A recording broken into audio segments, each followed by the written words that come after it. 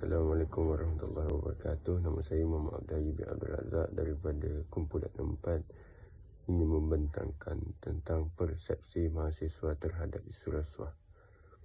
Bagaimana rasuah boleh berlaku adalah apabila seseorang pemberi rasuah menawarkan hadiah wang atau kelebihan lain kepada individu iaitu penerima rasuah yang mempunyai kuasa. Rasuah ini merupakan satu perbuatan yang tidak memoral yang melibatkan pemberian dan penerimaan sesuatu seperti wang, hadiah atau keistimewaan tertentu dengan tujuan untuk mendapatkan keuntungan peribadi. Perbuatan ini biasanya dilakukan untuk memudahkan urusan, mempercepatkan proses atau mengelakkan tindakan yang sepatutnya diambil mengikut peraturan. Rasuah berlaku apabila seseorang menyalahgunakan jawatan atau kuasa yang diamanahkan kepadanya demi kepentingan diri sendiri dan pihak tertentu. Ia juga bergantung kepada niat seseorang apabila memberikan sesuatu perkara itu. Sekiranya ia memberikan secara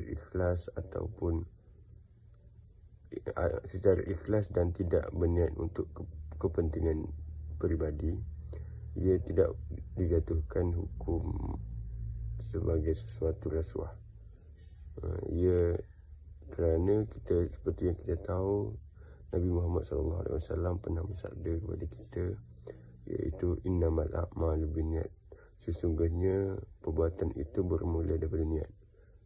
Sesuatu perkara bergantung kepada niat seseorang individu tersebut.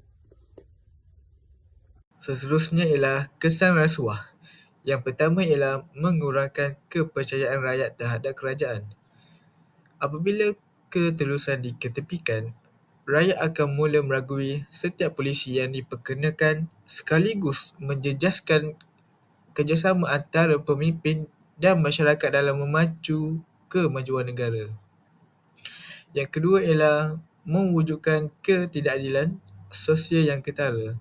Apabila peluang dan kekayaan hanya tertumpu kepada kelompok tertentu, jurang pembezaan antara darjat semakin melebar. Hal ini menyebabkan golongan marahin merasa dipinggirkan dan dinafikan hak mereka untuk hidup secara saksama. Akhir sekali ialah sistem ini menghalang peluang pekerjaan kepada individu yang benar-benar layak. Apabila pengaruh kronisme lebih diutamakan berbanding merit dan bakat, kita sebenarnya sedang membazirkan potensi modal insan yang berkualiti. Ini bukan sahaja merugikan individu tersebut, malah merosakkan produktiviti negara dalam jangka masa yang panjang. Seterusnya adalah cara untuk mengatasi masalah rasuah di Malaysia.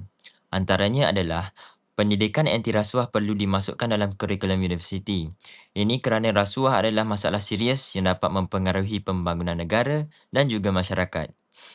Dengan memasukkan pendidikan anti rasuah dalam kurikulum universiti, mahasiswa dapat memahami bahaya rasuah dan bagaimana untuk menghindarinya.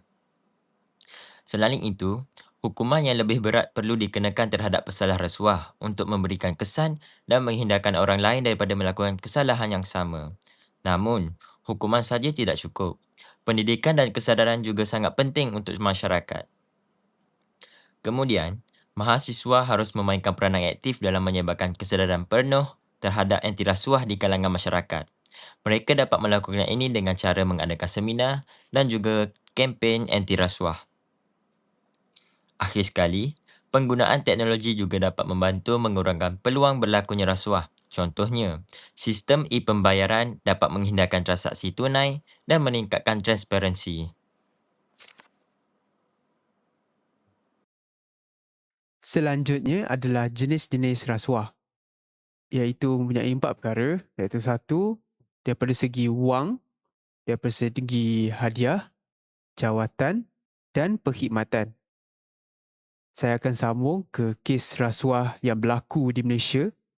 Yang pertama, di penjawat awam, seorang asisten superintendent Polis Kementerian Dalam Negeri telah didakwa menerima wang tunai sebanyak RM2,500 tanpa balasan daripada individu yang tidak mempunyai lesen pencetakan.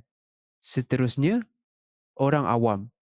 Pesalah telah menawarkan suapan RM3,900 kepada seorang anggota polis bagi mengelakkan tindakan undang-undang atas kesalahan memiliki cecair yang disyaki air ketum oleh polis yang membuat sekatan di jalan raya SJR.